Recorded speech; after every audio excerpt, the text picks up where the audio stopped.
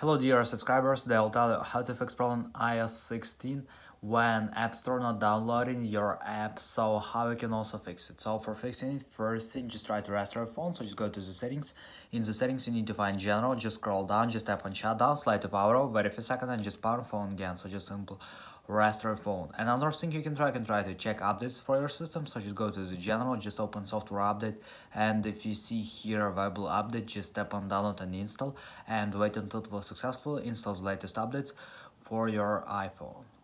So, and the latest option you can try to check internet connection, so just go to the settings. In the settings you need to find Wi-Fi. If you use Wi-Fi, just try to turn it off and turn on again. If you use cellular data, just open cellular data, just try to turn it off and turn on again.